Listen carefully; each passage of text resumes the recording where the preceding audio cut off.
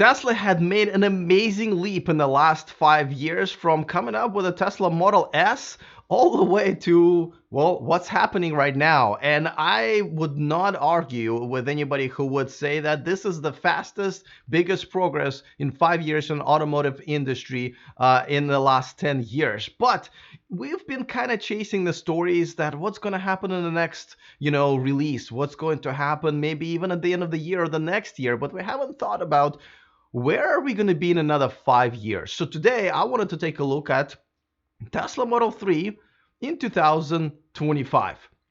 I have a perfect guest for it, of course. Eli Burton of My Tesla Adventure is going to be here for his scheduled weekly segment. But I don't know if you know about Eli. But he is really into the future. He's really heavily into SpaceX and space exploration. So his kind of a mindset is definitely long term. Where I think a lot of people who are just kind of into this stuff is just kind of thinking about what's going to happen in the next year. So I thought he would be a perfect person to talk about this. We're simply going to talk about what does the Tesla Model 3 look like in 2025. Of course, we're guessing, but I think these are very educated guesses. I think we know what the progress is like with everything. We can kind of predict where this is going, and feel free to tag along in the comment section and let us know what you guys think is going to happen in 5 years. So let's see the future right now.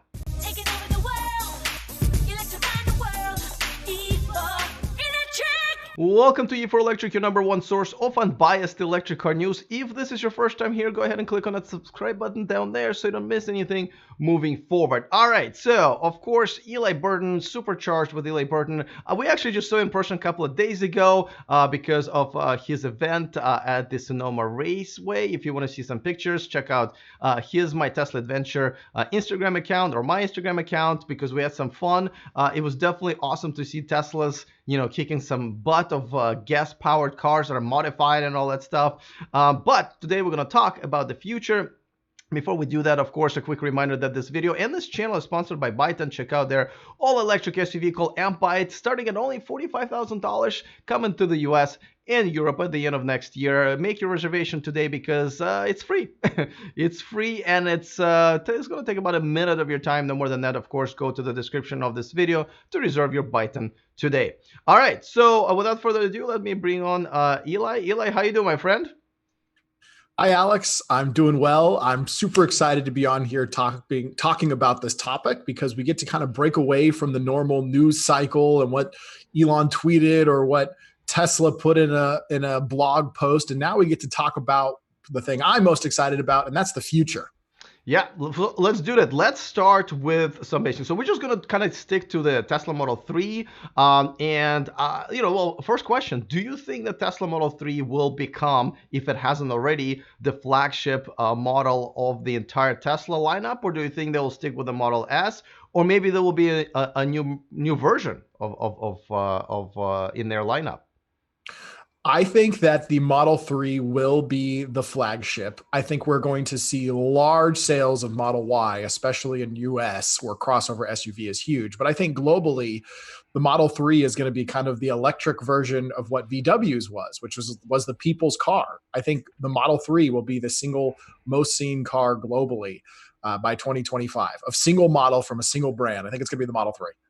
Well, so that also you assume that Tesla will stay a premium brand rather than go into like a regular affordable brand. I just did a video yesterday with Nicole Scott that we were talking about what an affordable car really is, and the consensus is the affordable cars is 15 to 20,000, not the 35,000. So do you think that Tesla will stay as a premium brand rather kind of spread out into just a regular car company like Toyota or Honda?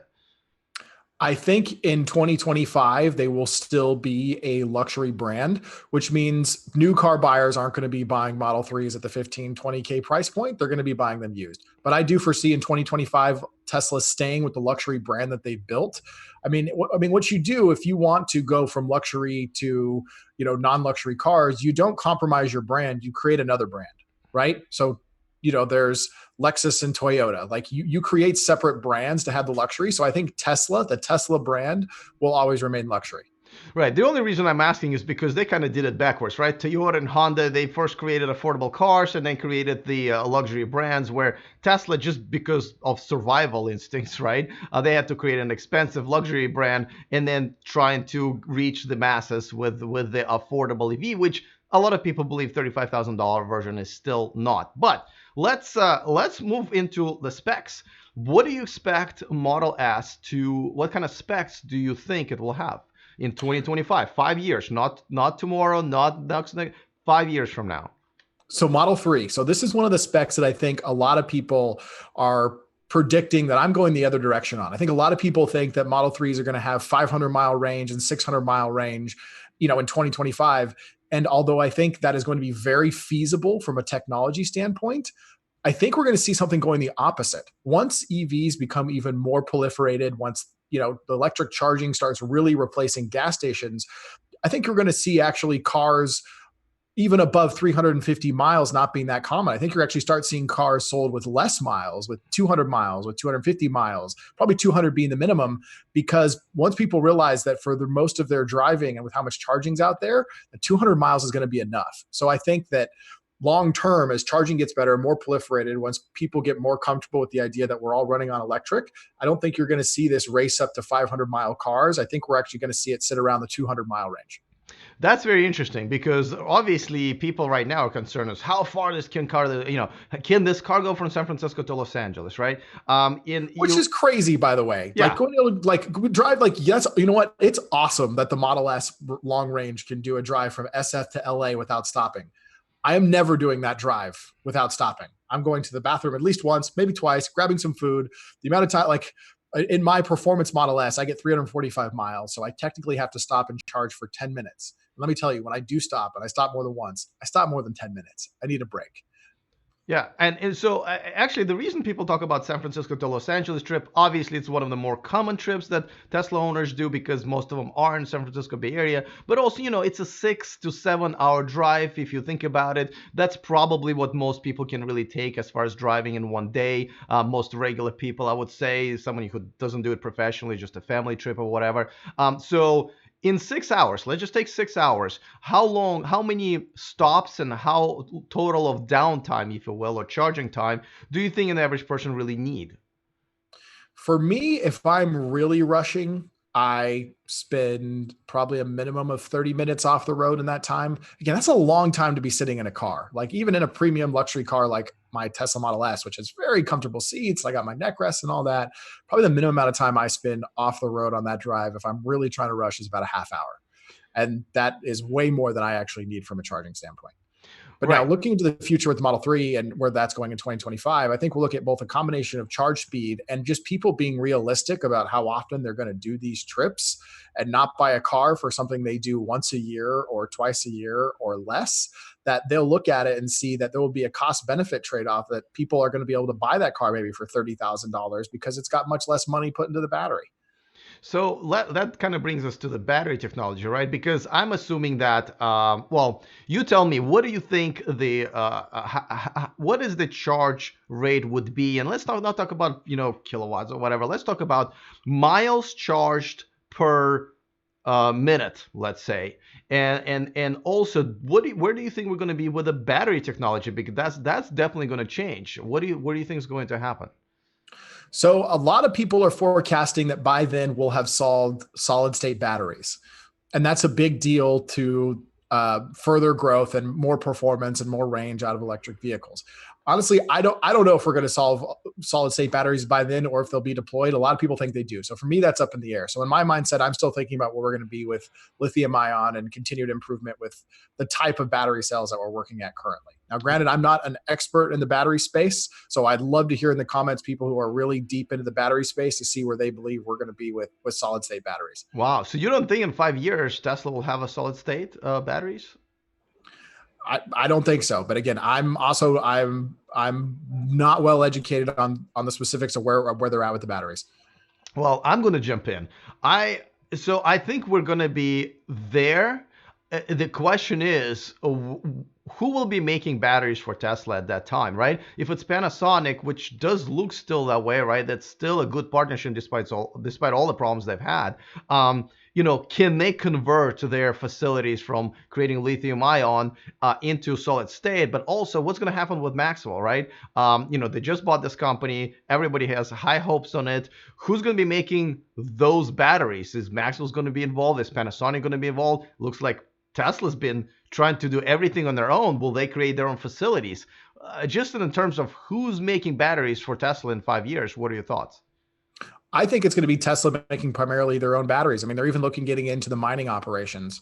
And I think one of the things of whether or not 5 years works out for a time scale on solid state will also be, I anticipate, a number of years from once the technology even gets really well solidified until they can get to the type of volume production that will be needed to replace the massive amount of batteries that they're going to be needing per day, per hour, per week to deliver their cars. But yeah, no, I think it's going to be primarily Tesla. Tesla seems very committed to owning the full life cycle of their products, and I don't see them stopping. And honestly, if they're going to be leading the way, that's the best way to do it.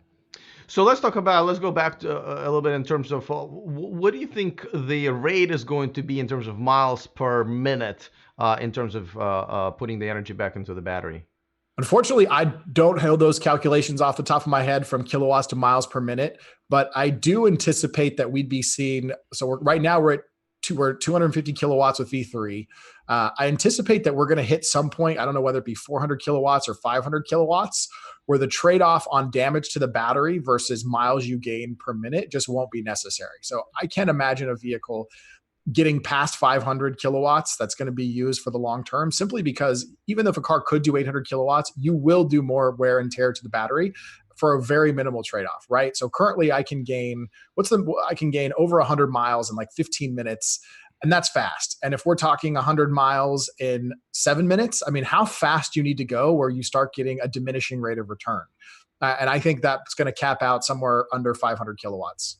I tend to agree because it goes back to saying, okay, most of the time you need to fast charge only when on a road trip. If you're on a road trip after, let's say, 250 miles where you finally need some extra juice, you do need to go to the bathroom, you need to stretch your legs, and the 5-10 a minute that's going to take to recharge your battery is more than enough. As a matter of fact, that's pretty fast. So I'd say you're probably right on the money there with 400, 500 kilowatt, which will pretty much recharge most of the battery in a matter of under 10 minutes for sure.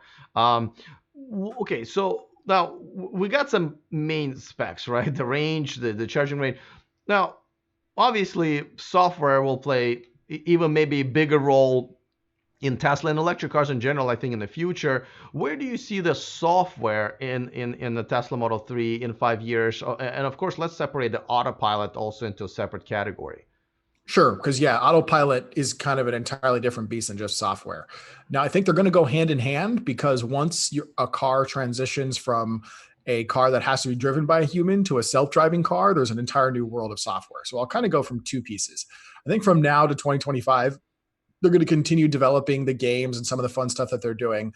But I think the biggest transition in software is going to be once Autopilot is a level 4 self-driving or even a level 5 self-driving, when the human is now certified, regulatory approved to not be able to give input, now the software experience is designed about how do we keep the passenger entertained during the majority of their trip, right? Because right now what they're building, aside from the inputs that you give to, move the screens around and play with audio and music and some navigation apps and stuff like that it runs, the entertainment on the car is for when you're parked, for when you're charging. When we go to, okay, now we've got people on the road going to their destinations, they're no longer participating in the driving process. Now we've got to give them an interface that allows them to do things like watch their streaming video apps, like be able to play games, like even get to the point of actually having legit online gaming, because people are going to start spending more times in their cars. So I think we're going to have a much more infotainment system platform that Tesla, I think, will be one of the first to build, because they've already got the most tech in their cars. But ultimately, long term with electric and autonomous vehicles, they need to be thinking about user experience and infotainment. All right, so let's start. Granted, and I mean, and this is where my personal opinion is always that this is where dealerships for the legacy manufacturers should be going to in terms of they know they're going to make the money. They're not going to make money on maintenance, but upselling the software services that essentially don't cost anything extra. It's not hardware, is where you can actually make money on this car. So and with streaming video and audio, and you're right, games is it's huge, right? And all of this flat screens, and I hope Tesla has more. That's where Tesla will definitely succeed. But let's talk about the autopilot because Elon Musk has been talking about the robotaxis. What do you think is going to happen with robotaxis? But also, what do you think is going to happen with autopilot for just private parties who just want to keep their cars to themselves? So by 2025, I think there isn't any doubt that we had a minimum have level 4 self-driving cars. And I don't think by 2025, Tesla will be the only person who's figured out self-driving. I think they may very well be the only one that's got cars in consumers' hands that get upgraded to full self-driving. Now, the other cars going out on the road right now are showing that they're going to have the potential to just get a software update to get there. So I think that's going to be a big thing that happens. And I think in 2025 may be the first year that you have the option to buy a Model 3 that comes without a steering wheel. And I think where we're headed in the future, I think there will be a very different classification of purchasing vehicles when you buy a car that is a fully only autonomous car versus a car that has autonomous capabilities that can be driven. And I think where that's going to really make big changes and big waves is going to be the insurance industry, because it's going to be a completely different conversation, a completely different calculus involved when you insure a vehicle that can be driven by humans but is also autonomous versus a vehicle that's only autonomous. And I think 2025 will be the first year where you really see undrivable, meaning purely driverless Model 3s being sold. Wow, I am actually surprised that you're saying 5 years because I thought you're more optimistic on this and maybe 2 or 3 years. I mean, obviously Elon says by the end of the year, this year, it's going to be possible, plus the regulations and stuff like that. But So wow, I think they will be able to in 2 or 3 years. I don't think that I think 5 years is when you're going to actually see there being enough weight behind it that starts becoming a purchasing decision where somebody thinks about, am I going to buy a driverless or one that can be driven, right? Because like level 4 self-driving cars will solve most of transportation. And for a lot of people, depending on where they live in the United States or different places in the world, they will be able to go where they want to their entire life with using just a level 4. yeah. Okay. So, but what do you think about robotaxis? Do you think this is an idea? I mean, Elon is kind of all in, right? He believes that everyone's going to just be getting them and starting their own business of the car sharing service and stuff like that. I don't think that's going to be the case. Where do you stand on that, the robotaxis? So I think there will be owners who participate on that, but I think long term there is a huge business in an autonomous fleet providing Uber and Lyft like transportation services, especially since for Uber, one of their big plays, like one of their long term, one of the drivers of their valuation isn't just this human driven thing. It's that their ultimate goal is a self driving network that's going to replace their Uber drivers. I mean, Uber's got billions of dollars, tens of billions of dollars of funding backed on what is their ultimate goal of a self-driving fleet, so that Uber removes the human being and captures all that in margin. So there's like Lyft and Uber. I mean, that's what these companies are going for.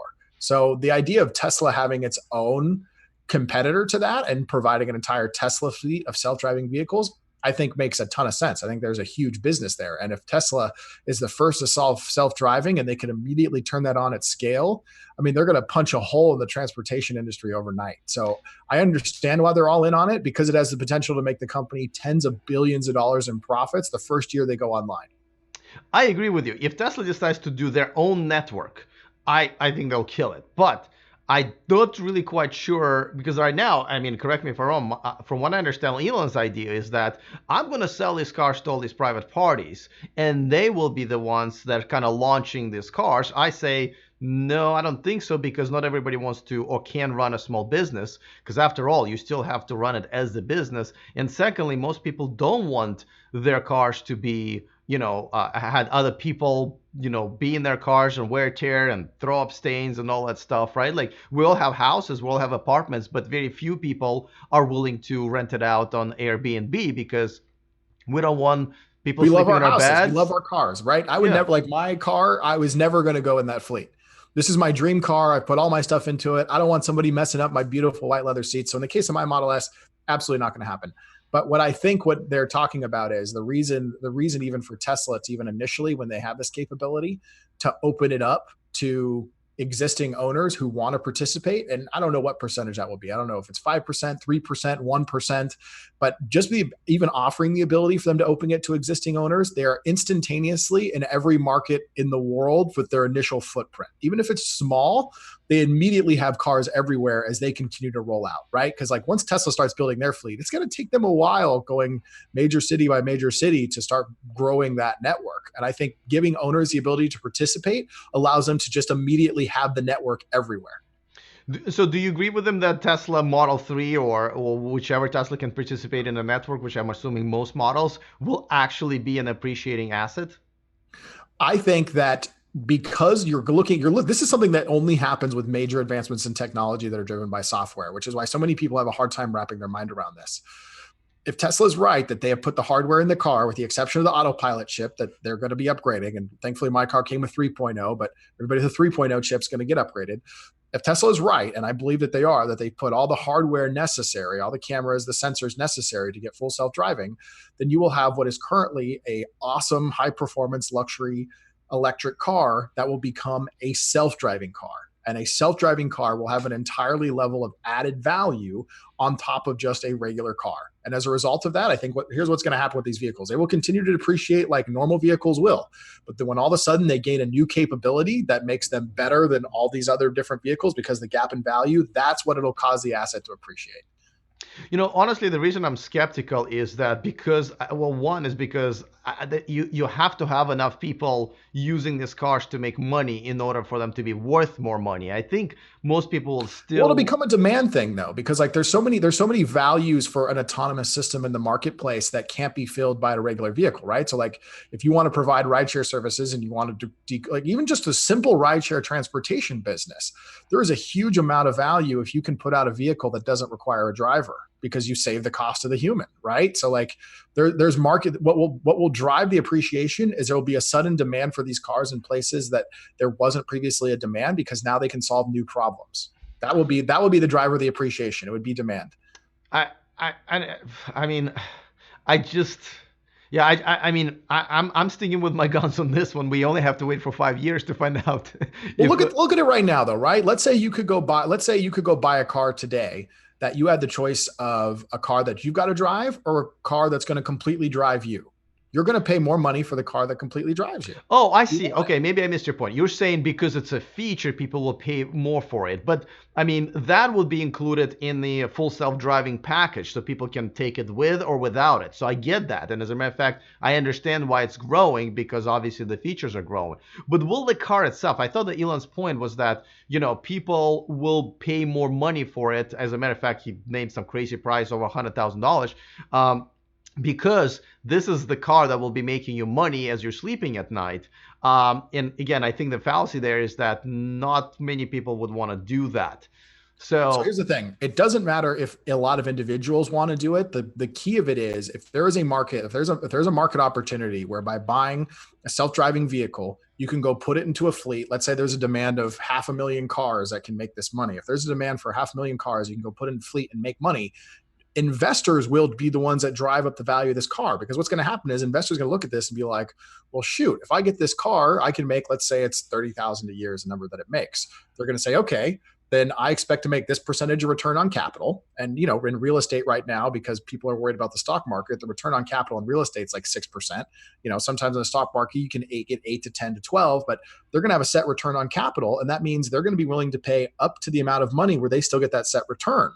And that is what's going to drive the value of the vehicle. It will not be individual car buyers. It will all of a sudden be this now is an asset that has new value as an investment opportunity that it didn't previously had. So it won't be driven up by individual people buying up the price. It'll be because there's now new market opportunities that this thing can now be used to solve problems that are making it even more valuable than it was before. Right, but like if you think about it on the flip side, right? Let's take a Toyota Camry, right? There's plenty of people, including my parents, who love driving this car. But there's also Enterprise and all kinds of rental car companies that buy it and make money with it, right? To them, it's worth way more than to my parents. My parents are just going to use it to go fishing, right? But the Enterprise rental car can rent it out for $50 a day. That's a $1,500 income over, I don't know, $400 maybe a payment a month. But yet, Toyota Camry has not gone up in price because businesses figure out how to make money on it. That's why I don't see the analogy there. I think it's going to be very much similar, where businesses will buy it for the same price, except for they'll pay all of this money for full self-driving, but the car would still remain the same as far as the market value. So going for the analogy that you just gave there, you're still comparing an apples to apples of one use for a car to a use of a car, and it's got the same technology. We're talking about from a car to a self-driving car, and the market of what self-driving and autonomous transportation is going to open up, and the margins that are going to be created are going to allow the holders of those assets to sell them for more, right? Like that's how the price is going to get pushed. Right, but again, I think that's right. I mean, you will be paying extra for the self-driving features, but if you take a business who has a self-driving car and then a person, in the business that's making money on that car, and a person who just bought it for the personal use, I think the Toyota Camry makes sense in terms of like, it doesn't matter what the technology is that they're offering, right? Air conditioning right now is the technology that the Toyota Camry is offering, but it's the different use of the car. One is for profit, another one is obviously for at a loss, and yet the price of the car has not gone up. And we can pick any other car. I don't see how the technology changes, but the application of the car in a business model doesn't. When you're able to remove a human from driving in a transportation service, you just massively increase the margin you'll be able to make on the product. And if you're gonna get people to sell that asset and not just capture that margin themselves, again, these are the way market forces work. When all of a sudden something has a huge amount of value in the market, the sellers aren't going to be underselling that product for very long. Like very quickly, the market balances itself out and it reaches a point of equilibrium where it's like, okay, like this is the amount that businesses are willing to pay to buy these to use for this purpose, and at this level of percent of cap, like market forces drive these things out. So very quickly, when all of a sudden a business can buy a vehicle, like if you can buy a vehicle for $30,000 that produces $30,000 a year in revenue as a business, that vehicle is being grossly undersold, right? It's a market utility argument too. It's part of the reason why in the market, like different metals get used for different solutions at different times, because at some points in time, aluminum becomes more expensive. And then there are other goods that were previously made on aluminum that maybe transition to steel because it's a market utility thing. And I'm saying with self-driving cars, when a car that was previously just human driven gains the ability to be self-driving, it's gained a new, most valuable place in the market. And that's ultimately where they will get sold. And the price will get driven up to meet what its most valuable use case is willing to pay. And what it's willing to pay will be based upon the margin it can make from autonomous driving. And again, that opens up all sorts of use cases that these cars couldn't previously serve. And that will happen. And like, by the way, if somebody hasn't bought full self-driving and full self-driving's out, the owner of the car is not going to gain anything because Tesla is going to be the one who captures the margin, right? It's if they already got it, then it appreciates in value because now it's out and the feature costs $20,000, $30,000, who knows what it's going to cost. But the appreciation would only be if they had already held the asset early. And if you don't already own the full self-driving feature, Tesla is going to be the one capturing the margin. Yeah, the other thing that I would assume is that if you were able to get a cheaper cars or relatively reasonably priced cars and not have to pay for drivers and the benefit stuff that you're paying right now, then this becomes a business that more people are going to jump into. Kind of becomes like Uber, right? Like Uber came in, and now there's Lyft and there's taxi limo services that kind of like it became overcrowded, and those cars, the Lincolns and whatever they're using, Priuses for their fleets, have not gone up in price. But I do agree with you that this is something that's very new to the market. So we don't really know if it's going to go this way or this way. But we'll see what's going to happen. I think there will be so many different things that will affect this that maybe even our calculations right now might just be a little bit off. But let me ask you another thing. We've gone over all the specs that sort of we have right now in these cars, and they are going to get better. But is there one thing And by the way, I'm going to assume that we agree that App Store is going to be in there at some point, in 5 years, right? Oh, way So less than 5 years. yeah, Absolutely. yeah, I think and we're in the next year or two, we're looking at a true app store where people can at least buy games is coming. And yeah. Elon's even mentioned you're going to have the ability to like, they're even coming to the beginnings of that here shortly, when you're going to have to choose the ability to which games you have on there and which ones you delete based upon memory management. So we're heading very quickly to an app store. Right. But is there a feature that you think Model 3 and maybe some other cars that are kind of new to the market that's going to have, that's just kind of new. That's something that maybe not will blow our minds, but definitely will be an addition to a CarPoint 2.0 type of a deal. I think part of the transition to autonomy is we're going to see a change in the glass, but the glass in these vehicles actually starts playing the role of screens. Interesting you mentioned that. Yeah, I agree. I think, and then just this is what I see in all these conferences and car shows that I go when they do presentations of cars of the future and stuff like that. I think what's going to become a thing is that because there will be no wheel and people will have business meetings and just, it's just going to be a room on wheels. The business of literally decorations and furniture is going to come in. These cars are going to be all configurable. If you have a kid, you're going to have two, one or two seats there, and you and your wife can, kind of play with them. There will be a table. But if you're a single guy, you might just have one or two seats on a couch, in a fish tank. So it will be so the whole new industry of IKEA industry will actually jump in, because now we got a space that can be very custom configured. So I'm actually looking forward to that. What do you think? What do you think about that? I am too. And in mine, I want a bed. I want to be able to sleep. You already That's my have one, dream. but yeah, no, I agree with you. That's my I dream. I want to be able to sleep while my car takes me where I go. yeah, no, we're in the same age. Now, those of you who are watching us, I'm actually kind of curious to know if you guys can type in the comment section, what is that one feature that you want to be added to cars in general, not just to Teslas, but something that's going to be, possible in the future. I'm interested to know. So let us know. All right. You have a podcast, and you guys have been doing it for a while with your partner there. Tell us what you guys are working on right now. Awesome. Yeah, I've got a podcast called The Tesla Geek Show. One of the things we're working on right now is our next episode. Actually, we're recording next week. We have coming on the founder of Evanex, actually, to tell his story about how he got into the community. I mentioned it on last week's episode, but that got delayed a little bit. Had some family things come up, but yeah, we're excited for new episodes. The other project I'm working on, which is episode 2 of the Adventures of Starman, is coming along exceptionally well. And give you guys a little bit of a teaser, we just finished drawing and coloring the pages where Big Oil has Mark Zuckerberg kidnapped. Nice, I love it. And the graphics is going to be much better than the thumbnail of this video, right? This is going to be way better than my Photoshop skills. Yeah. Right. All right, just making sure. No, I mean I've seen it myself, and I think I already love the. Actually, I have it right here, by the way. Believe it or not, I have it right here. So even the first one is freaking amazing and done so freaking well. I mean, I'm not a comic book guy, and I was like, whoa, this is pretty cool. But now that you have it, not only a second version, but also animated version that you're posting on your Instagram and so forth, I'm like so excited for you. Tell us where people can get it, because it's kind of on a pre-sale crowdfunding thing right now, right? Yeah, so you can get it at theadventuresofstarman.com. Also, now the Evanex store is carrying it. So if you're going to go buy a new Tesla accessory for your Tesla, you can get it on Evanex's store as well. Yeah, that's awesome. I'm so excited. All right, man, cool. Well, I love this discussion. I'm sure we can have another one like this, because, talking about future is fun. I'm looking forward to the comments as well. So, but have a great weekend, and I will see you next week. Will do. Thanks, Alex. All right, guys, this is always fun, and this